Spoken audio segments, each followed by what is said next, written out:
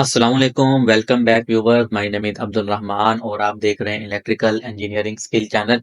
तो गाइस आज का हमारा जो टॉपिक है वो बहुत इंपॉर्टेंट टॉपिक है जो कि इलेक्ट्रिकल पावर से रिलेटेड है कि इनकी टाइप्स क्या हैं, active power, reactive power, apparent power क्या है, इनकी एप्लीकेशंस कहाँ-कहाँ होती हैं और कौन-कौन से लोड हैं जो इन पावर्स को जो है वो कंज्यूम कर रहे होते हैं।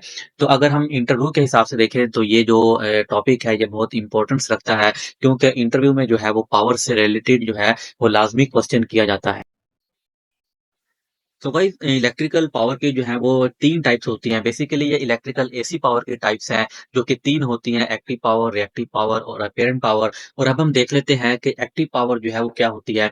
तो गाइस जो पावर जो है वो लोड कंज़्यूम करता है, लेट्स सपोज़ अगर हमारा एक बल्ब है और वो 100 वाट का है, तो ये जो 100 वाट है, ये जो कंज़्यूम कर रहा है इसको, ये जो बेसिकली वाट है, ये एक्टिव पावर है और ये जो कंज़्यूम कर रहा है, इसको जो है हम एक्टिव पावर कहते हैं। लेट्स सपोज़ अगर हमारी मोटर है और अगर वो 5.5 किलोवाट की है, तो ये जो मोटर है, जो जिस पावर को बेसिकली कंज़्यूम करेगी वॉट के अंदर, किलोवाट के अंदर, इसको जो है हम एक्टिव पावर का नाम देते हैं।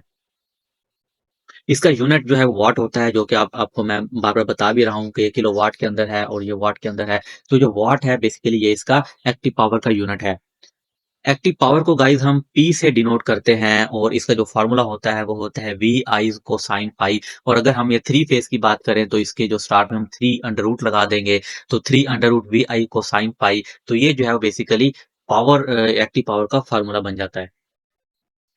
आगे हम देख लेते हैं कि रिएक्टिव पावर क्या होती है। तो गाइस रिएक्टिव पावर अक्सर आपने सुना होगा कि भई रिएक्टिव पावर वो होती है जो ज़ाया हो जाती है, जो वेस्ट हो जाती है, जो किसी काम की नहीं होती, उसको हम रिएक्टिव पावर कहते हैं। लेकिन ये गाइस मेरे हिसाब से ठीक नहीं है, ये गलत है, क्योंकि अगर किसी चीज़ की अगर हमें ज़रूरत ही नहीं है और अगर वो वेस्ट ही हो रही है, तो फिर हम उसको यूज़ क्यों कर रहे हैं, हम उसकी डिमांड क्यों कर रहे हैं? और दूसरी ये बात है कि गाइस जो पावर होती है वो कभी भी ज़ाया नहीं होती।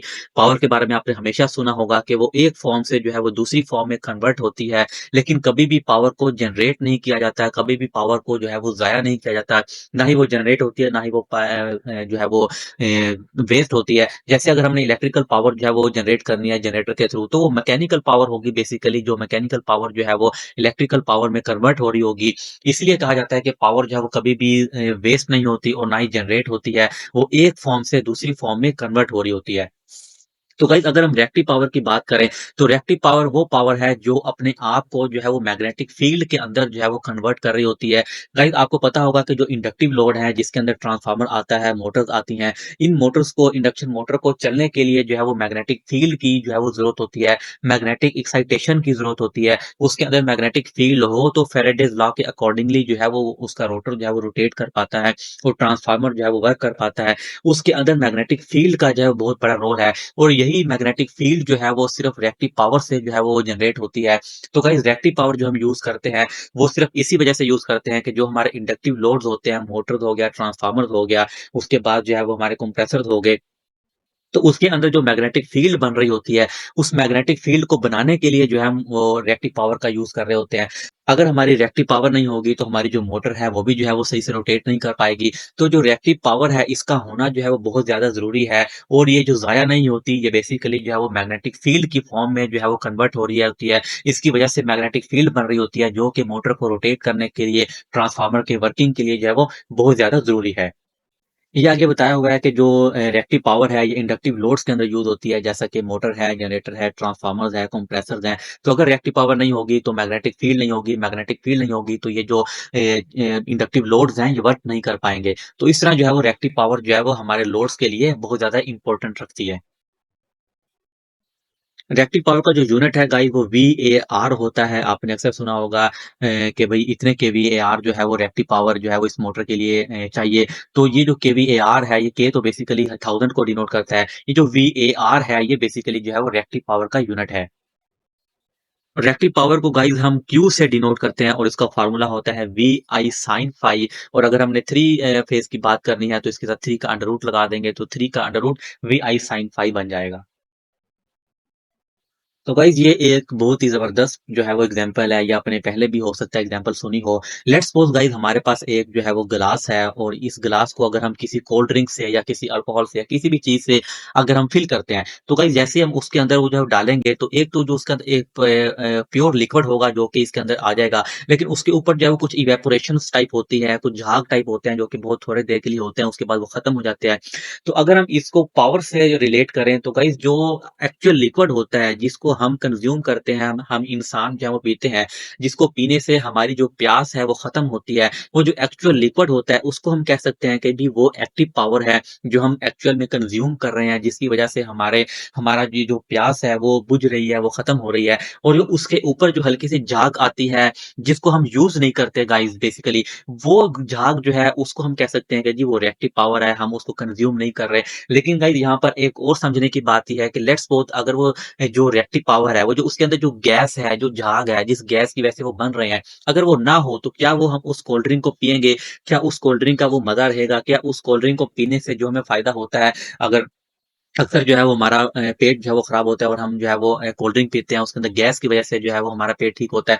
तो क्या वो जो गैस है अगर वो ना हो, तो कोल्ड ड्रिंक का वो फ़ायदा हमें रहेगा, कोल्ड ड्रिंक का वो मज़ा हमें आएगा? नहीं आएगा। इसी वजह से गाइस अगर रिएक्टिव पावर नहीं होगी, तो हमारा जो लोड है वो उस तरीके से नहीं चलेगा। हमारा जो ट्रांसफार्मर है, मोटर्स है, वो वर्क नहीं कर पाएँगी रिएक्टिव पावर के ना होने की वजह से। तो इस वजह से गाइस जो रिएक्टिव पावर का होना जो है वो बहुत ज़्यादा ज़रूरी है। इसी वजह से जो है वो रिएक्टिव पावर का जो हमारा लोड है वो डिमांड करता है, और हमारे जो जनरेटर्स हैं, हमारे जो ट्रांसफार्मर्स हैं, वो इसी वजह से जो है वो हमें आगे हमारे लोड को रिएक्टिव पावर जो है वो दे रहे होते हैं, क्योंकि रिएक्टिव पावर जो है वो हमारे इंडक्टिव लोड की डिमांड होती है।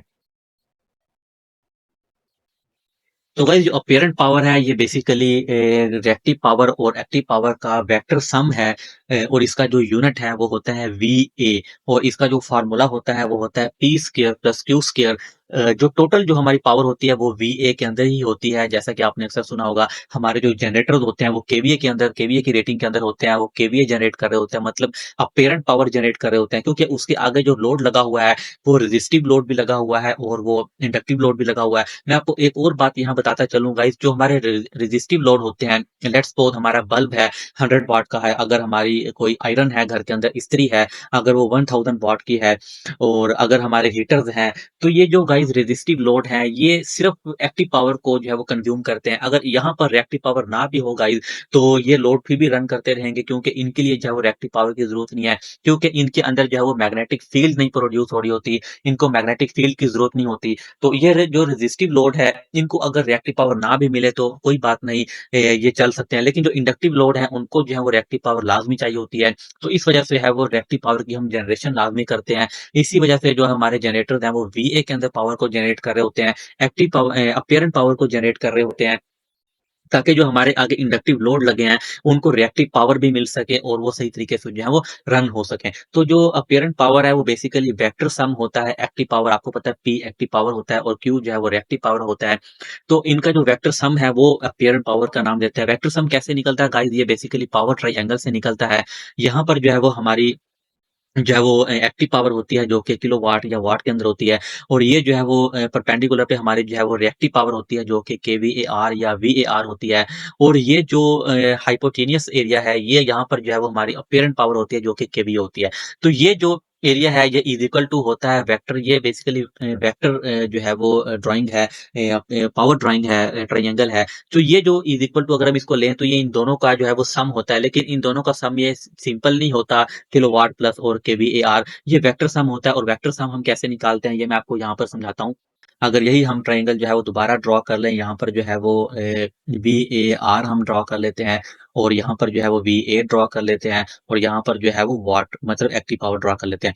तो अगर हमने एस जो है वो फाइंड करना है, तो एस का स्क्वायर आएगा इज इक्वल टू जो है वाट मतलब पी का जो है वो स्क्वायर आएगा, प्लस इसके बाद ये वीएआर मतलब क्यू का जो है वो स्क्वायर आएगा। और अगर आपको पता है कि अगर हम ये एस स्क्वायर है और अगर हम इसका अंडर रूट ले लें, तो ये स्क्वायर अंडर रूट से कट जाता है और सिर्फ एस बच जाता है। तो हम इन दोनों साइड पर जो है वो स्क्वायर ले लें, अंडर रूट ले लेंगे यहाँ पर भी और यहाँ पर भी। तो ये जो क्वांटिटी है ये एज इट इज रहेगी अंडर रूट के अंदर, लेकिन ये स्क्वायर इसके साथ कट जाएगा तो ये सिंपल एस बच जाएगा। तो इस पावर ट्राइंगल से जो है वो बेसिकली वेक्टर सम हम निकालते हैं इन दो का, और ये जो है वो under root P square plus Q square इसका फार्मूला बन जाता है अपीरेंट पावर का। तो गाइज़ ये था हमारा इलेक्ट्रिकल पावर से मुतालिक जो है वो एक छोटा-सा टॉपिक और ये जो टॉपिक है ये बहुत ज़्यादा इम्पोर्टेंस रखता है इलेक्ट्रिकल फ़ील्ड के अंदर। तो गाइज़ अगर आपको वीडियो अच्छी लगी हो तो वीडियो को लाइक कर लें और चैनल को सब्सक्राइब कर लें क्योंकि मैं इस तरह की जो है वो इलेक्ट्रिकल से रिलेटेड वीडियो आपके लिए बनाता रहूँगा। Thank you.